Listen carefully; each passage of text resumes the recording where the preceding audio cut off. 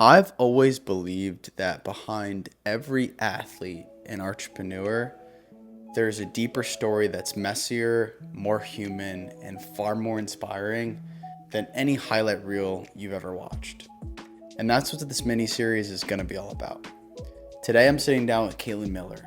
She's not just a commentator or coach, not just a business developer at Court Kings.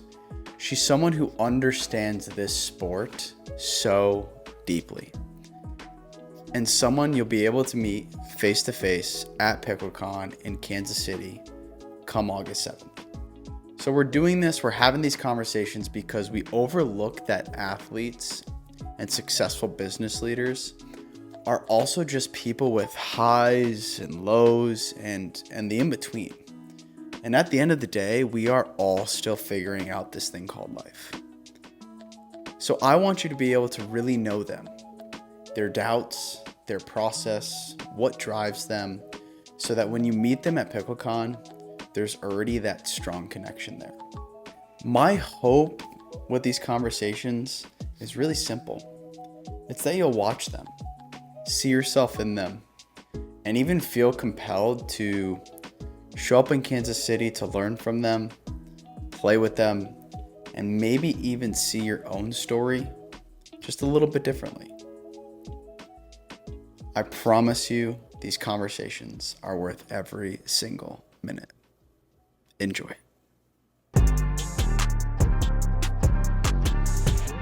Can you tell me about a moment you see as your biggest failure? Oof, biggest failure. I guess my life dream was always to be an anchor on Good Morning America. Okay. And so I literally, from the moment I was in high school, starting from a morning announcer in my high school to literally since this past January, I gave up my entire 20s and everything to, move from market to market, finally make it to a big market in Nashville. And then I kind of had this epiphany where I was like, I don't want to be working nights, weekends, holidays, all this stuff. And like, I didn't fulfill that dream. And I'm happier for it now, but when it was January time to make that big life decision, it did in a way feel like a failure because I'm so goal oriented, like, and if I don't reach that goal, it kills me in a way. But once I actually made the decision and went through with now what I'm doing, I feel like I've overcome it and it doesn't feel like a failure, but just like looking at my life and some things I didn't attain, that was definitely one of the biggest ones I never attained. What do you feel like it taught you about yourself, though? I think that, sometimes you have goals in life and they change. Like, I think that's the thing. You have to be adaptable and like at different parts of your life, you actually have different priorities. Like in college, right out of college, I was like, I will do anything to be on TV. I will move to the middle of nowhere, Montana, and lug my stuff around and make it look glamorous because, I'm on the news every night, right? And then when you hit like 30 now, it's like, okay, I actually want to be closer to family. I want Mm. a normal life. I want a work-life balance. And I think it's just, it has taught me about what's important in life, I would say. Do you think that's framed your perspective? Because it sounds like your perspective has shifted a little bit over that period Totally. of time. Yeah. Do you feel like that has shaped the way that you now show up for others and even connect with people or even lead people around you a little bit differently from like a mentorship perspective? Yes. I mean, one of the things, like, I've had so many great mentors and role models in my life, just not only just professionally, but as an athlete and just people wise. And I feel like my values to me are so clear. And I've definitely learned that in my 20s, like moving around, being around people just from totally different backgrounds than what I was from. And now I feel like I've learned so much about myself, about others. And then that's made me super particular about who I surround myself with. I'm a lot more pickier. Like if I surround myself with people I want to be around instead of Mm. more so trying to be like a people pleaser and being liked by everyone. It's like, no, I want people with my values around me, and just to have like a really close knit inner circle that I can always rely on and they can rely on me. Do you feel like you were more of a people pleaser growing up, or did you just think that that was the way that you acted because you were doing whatever you can to achieve your goals at the time? Right. I'm not a people pleaser. I actually don't like people pleasers, so I would be a hypocrite for saying that. I'm very blunt. I always have been. I'm super competitive. Like, I was an athlete, since top athlete since I was a young kid, and so I think I come off as strong and tough. But one thing that like I used to bother me so much when I was younger, people would be like, "Oh, she's so intense," or maybe she's not friendly or whatever. And it was just like, they don't even know me. Like maybe try talking to me in the hallway or something. But I think I just like didn't understand sometimes if someone didn't like me, I'm like, why didn't they like me? Like I am nice, I am likable. But as you get older, it's like you just have to be yourself and people will like you for who you are or they won't. I could not agree more. Um, the something here that I wanted to dive into was you being so goal oriented and really chasing your dreams and being a go getter, so to speak. There's often a lot of things along that journey that you sometimes have to sacrifice, or some prices you even have to pay by chasing those dreams that you have. Is there anything in particular that stands out to you that some people may overlook as a sacrifice that you have to make when pursuing such a dream like that? Totally. I mean, I'm a Long Island girl that went to UCLA and, thought I'd end up after college in Santa Monica or New York City. And I was pursuing the dream. So, I mean, in some eyes, like I could have given up all my 20s, right? Like moving to Montana, I got off a plane. All I saw were mountains. Like I was like, oh my gosh, this is beautiful. But I am in such a culture shock. And then North Carolina and now Nashville. But like, it's funny because some people may be like, oh my gosh, she gave up everything for this career. And looking back, it's like, I am so grateful for the 2 years I spent in Montana and learned about that whole culture, that whole side of the world, and then North Carolina and now Tennessee, and then making my way back to New York. So I feel like, yes, I've sacrificed a lot. I sacrificed a lot of time away from, childhood family and friends. But I actually am very grateful for those years spent away from home. I want to. This is like kind of like a perfect transition for us to get into now, like what you're doing today, right? Yep. Because you're doing a lot that revolves around the pickleball space, both on the court and honestly off the court too. Both the player and coach, as well as an entrepreneur. Um, so when it comes to that, when you think about growing the game, what does that responsibility really mean to you? Because we looked at that you've done a lot of work with women and kids specifically. So especially those players that are new, uh, who may not see themselves in the sport yet, like what would you be giving to them? Like what does that responsibility mean to you to carry with you moving forward? And what are you trying to give back as you're growing the sport? Well, I think growing the sport is so easy and natural when you're genuinely just so passionate about it, which I am. And like you said, like I started as a player, made my way into, a coach, and then now professionally in the pickleball realm. But it's just when you see, so for instance, here in Tennessee with like metro schools, the city schools, we do this program where they're trying to implement it as like an after school program and part of a summer camp.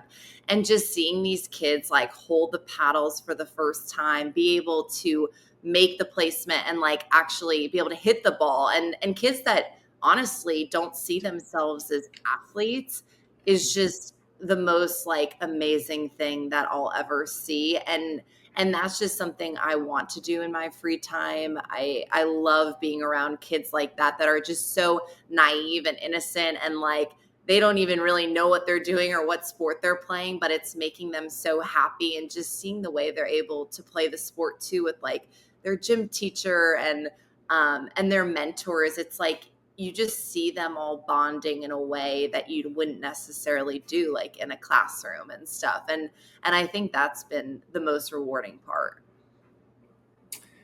This has been reiterated over and over again, but I think it's important to keep emphasizing is there's something about pickleball that just touches so many more demographics than any other sport that I've ever seen, or pretty much anybody else has ever seen.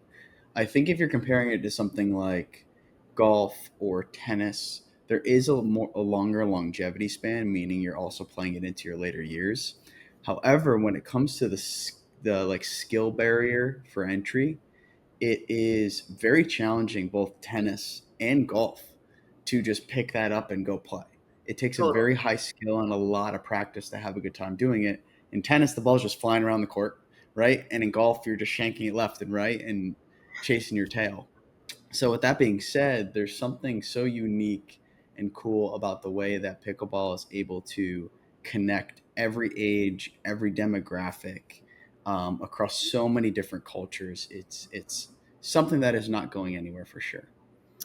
Yes, exactly. And there's also like a big monetary barrier, right, for like golf and tennis. I mean, Yes. in most cases, you have to spend, several hundred on clubs or a racket or belong to a club or get into a club. And so that's the most, and I'm a golfer and tennis player. I love those sports so much, but that is the biggest thing I've seen with with pickleball is like we go to these inner city schools and we literally just set up a cheap net on a gym room floor or even in the parking lot, and then you're handing these kids $20 paddles, and they're set. Like they can go up in a park, in a public park, or in their gym class and play. And it's such an inexpensive sport. You don't need lessons to learn how to make contact with this ball or hit it a specific way. It's just something that like all kids, from ages, gosh, like 4 years old all the way to 90 years old,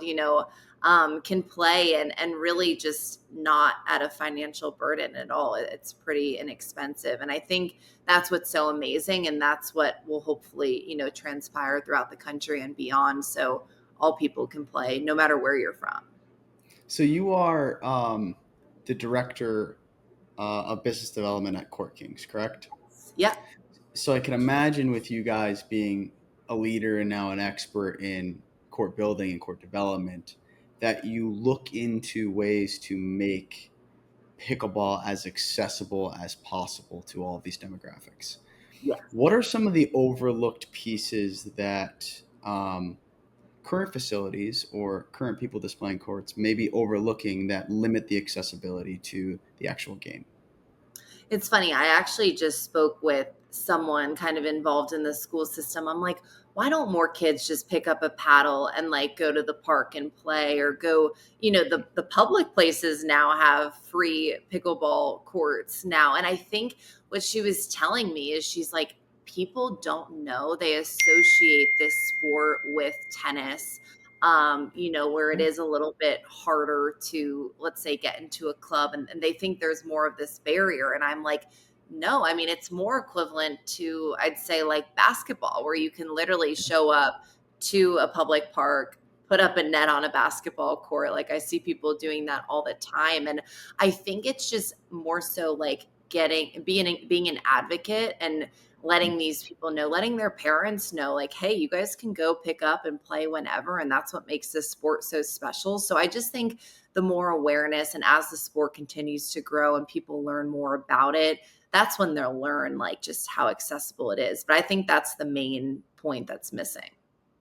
I couldn't agree more because you made a really good connection between basketball. It's like you can go to any basketball court and drop in and play pickup games, Yeah, so fun. and so fun, right? And it's totally the same thing when it comes to pickleball.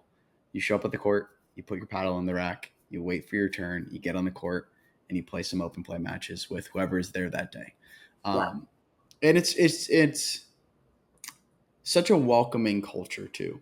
I think so many people are beginners at the sport because it is so new that when you step on the court, even if you feel like you're a step behind, so many individuals are either willing to just support you and be like, "Hey, Yeah. keep having fun out here." Most people are having fun just getting a sweat in these days. And the other thing is like some people will be willing to give you a couple tips. You know, if there is someone out there who you think is doing a couple things that you want to learn, ask them a question or two, right?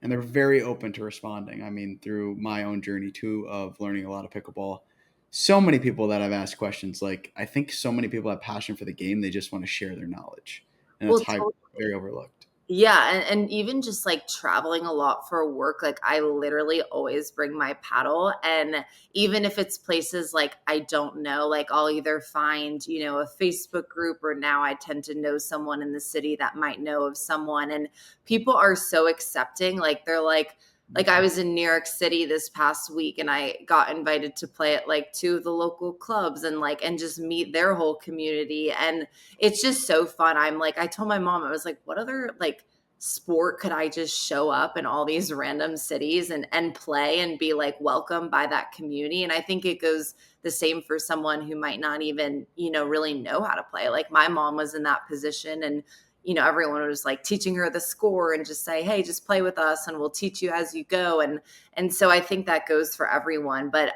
that is also what makes the sport so special, and just what connects people across the country and the world at this point. And I've met so many people, even just as someone who's moved around my whole life. Every 2 years, I've moved to cities I literally didn't know a soul. And that's like a huge part of my world here in Nashville, is my pickleball community. So you give, in that retrospect, do you give pickleball a lot of credit for helping meet new people as you've been bouncing around to different cities as part of your job?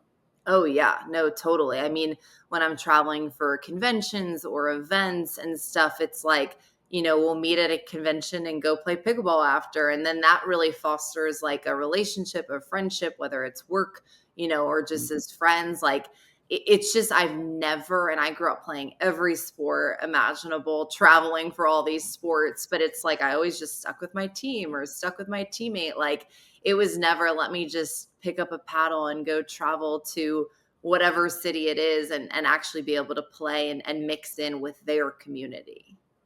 Yeah, it's pretty cool. I'll say on my end of things too. So I was a big golfer. I grew up playing hockey, but I was a big golfer before I pickleball fell in my lap, and I really Yeah. took a loving to it. I will say that I now have more, if not equal amounts of business conversations on the pickleball court as I have had like playing golf, like the stereotypical go out playing golf, chat a little bit, right? Yeah. I've had the same conversations on the pickleball court, and sometimes I'll be honest with you, they've been more, I'll say, even more intimate because you're so close during that game the entire time. Yeah. And that's also the piece that golf has a little bit when you're riding around a cart, etc. Um, but there's something so unique about that carrying forward, and I think more and more people will end up talking business, so to speak, on the pickleball court rather than any other demographic. Yeah, I mean, literally 2 of my recent deals, they were coaching clients that Okay, turned into business deals. So there it's you like, go. you talk about what you do, they talk about what they do. Oh, how can we work together? Um, it's so natural. And I think like also a lot of like corporate events now are at pickleball courts and facilities. I just think because like again, golf, as much as I love it, you have to spend 4 to 5 hours of your day playing. Not many people have that. And it also, like, if you didn't grow up golfing or, spent time really getting lessons, it's a lot harder to keep up. And so I Mm. think like getting people on a pickleball court, whether they have racket experience or not, it's just a lot easier and maybe more comfortable for people too. Yeah. So I definitely see that going in that direction.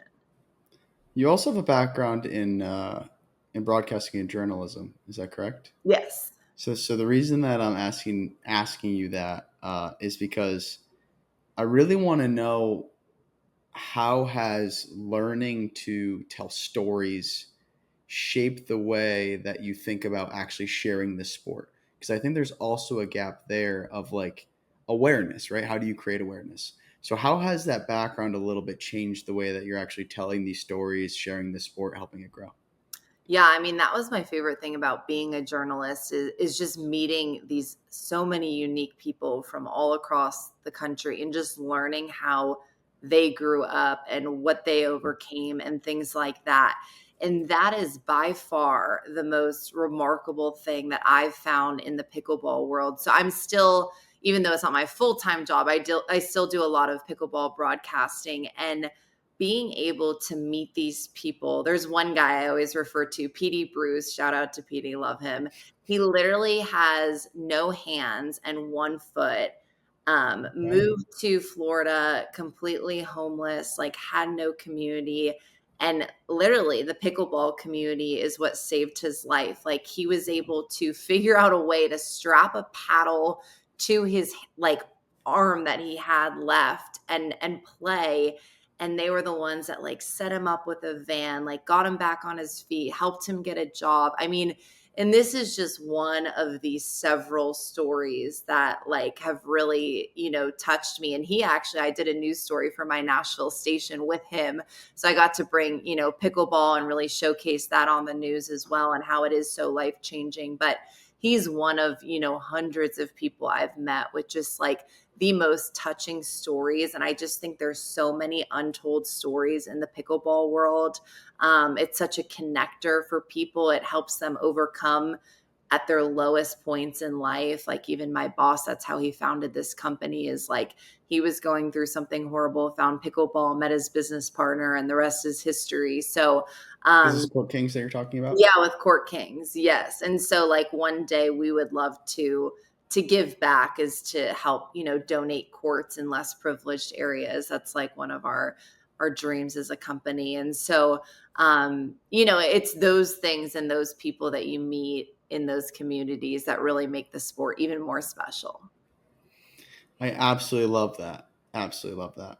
I want to talk about the bigger picture a little bit now, the longer term game here, so to speak. We talk a lot about mindset on this podcast, obviously overcoming failure.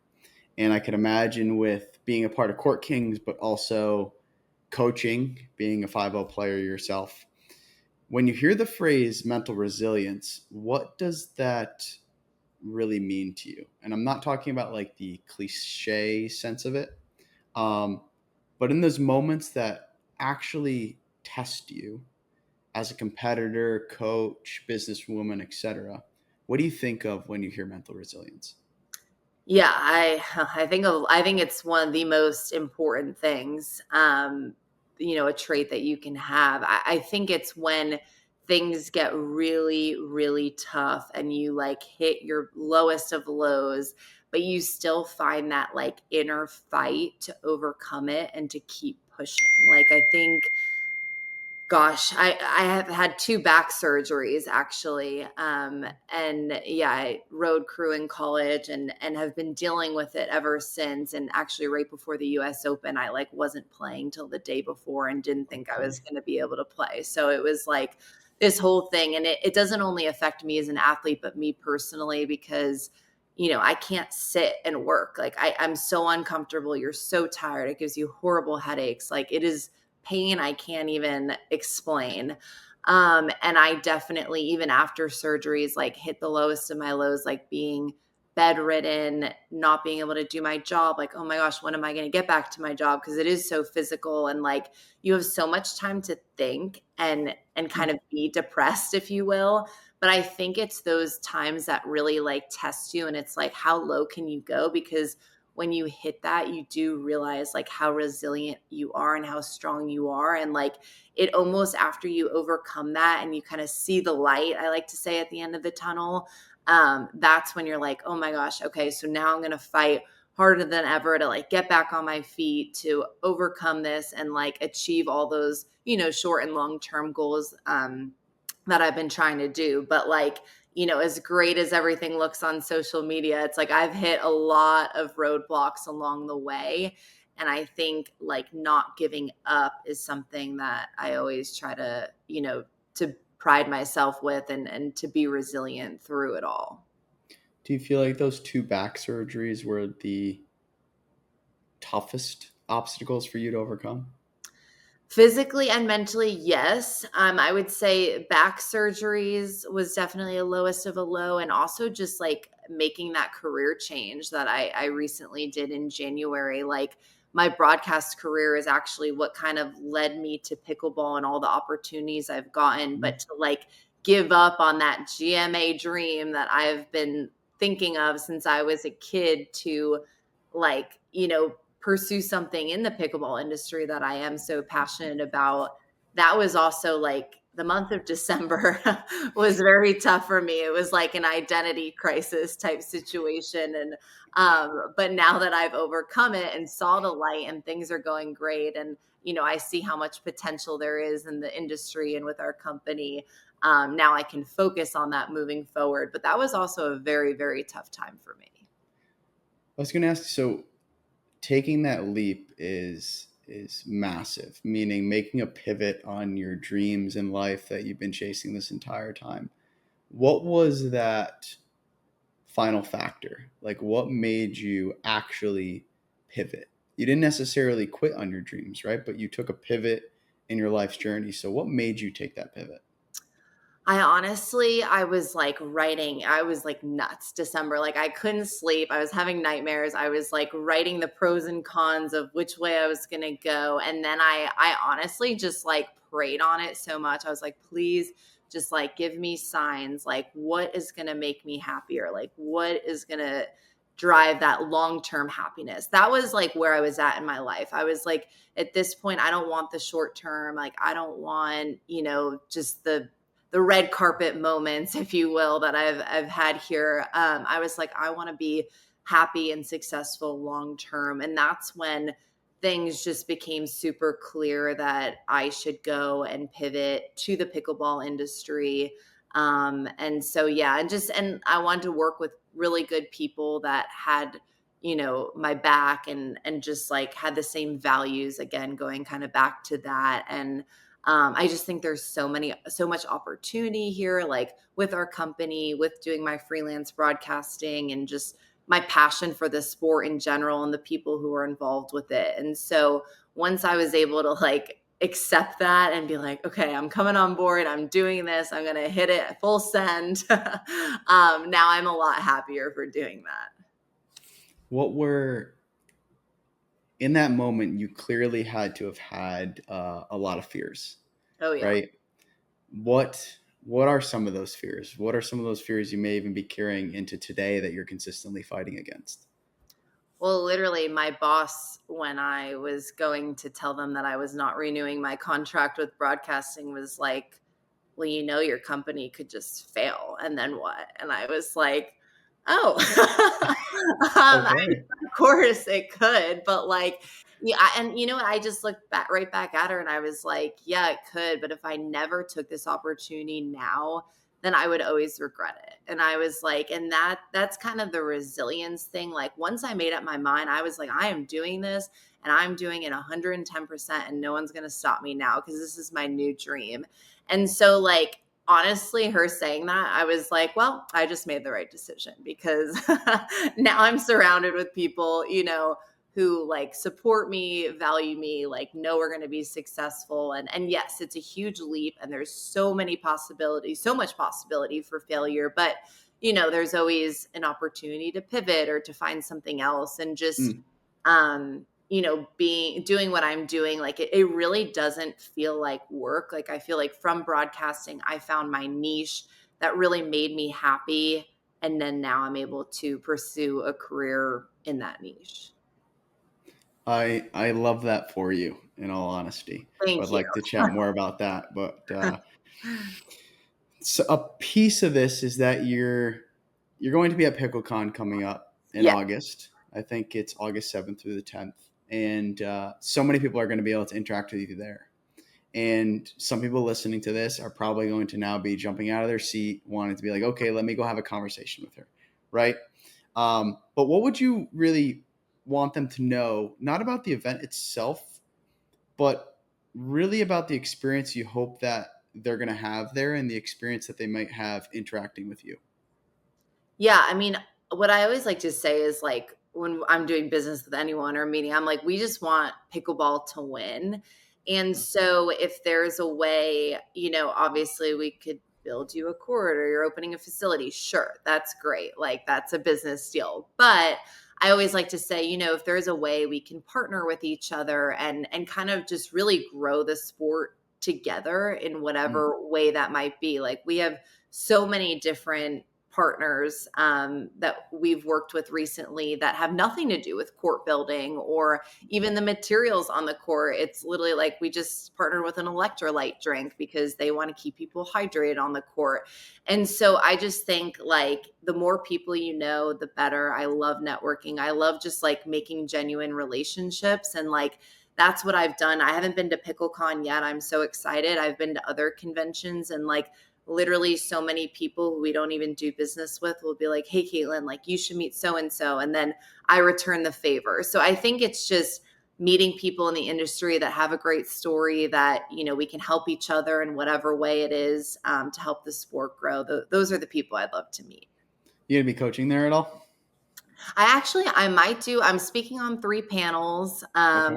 And then I'm also representing Court Kings. We also just launched a merch line with Centerline Athletics. So we'll be having Cool. some merch there as well, that people can buy for the first time, which is exciting. And then I might be doing one of the exhibition matches or clinics, depending if it fits into my schedule. So TBD. Fun. Yes. Fun. So, I mean, this has been such a real and honest conversation. So I appreciate you being so vulnerable and very genuine in your responses. I think our audience really appreciates that too. For anyone who wants to keep following your journey, right? Where's the best place for them to find you? Yeah, I think Instagram's always easiest. My username is Kaitlin_Miller with 2 R's because someone took my someone took my name, With but two it's Kaitlin R's. with a K. I think that's the easiest way to reach me and kind of see, what I do on a business side of things, but also what I do just in the pickleball world to really help it grow. And yeah, I'd love for people to connect with me there, and then hopefully I'll meet some of you guys at Picklecon. I was just going to say that before they see you in Kansas City at Picklecon come August, is there anything you want to share with them directly, or even be like, hey, come and approach me as much as you'd like, as long as I'm not on the panel speaking? Is there anything you want to share with them before they end up seeing you in person? Yeah, so for people who I guess don't know what Court Kings is, we're a court, surfacing and installation company. So we literally work with, backyard courts all the way up to the major franchises all across the country. So that's the cool thing. We have in-house crews that we send across the country, and we can actually do all the different surfaces. So whether it's cushioned courts, non-cushioned courts, we have partnerships with AT Sports, Pro Cushion, Sportmaster, California Sport Surfaces, all of that stuff. So we're kind of a one-stop shop and do netting and fencing. So if you know someone that's looking for a court, or if you have a facility you might be opening up, that's always great. But then also, we always love partnerships and helping each other out. So if there's a way we can promote each other too, would love to learn more about you and what you do. Well, Kaitlin, thank you so much for sitting down in this conversation. Like I said and mentioned before, I appreciate anybody who comes on the podcast, is super authentic, genuine, and is willing to be vulnerable, because I think that there's not enough of that, right? So many of us have highs and lows throughout life, and that relatability to be able to connect with others over that not only allows us ourselves to continuously overcome those obstacles, but everybody listening too. So thank you so much for today. I really appreciate your time and Yeah, coming on. thanks for having me on, Alec. It's been so much fun.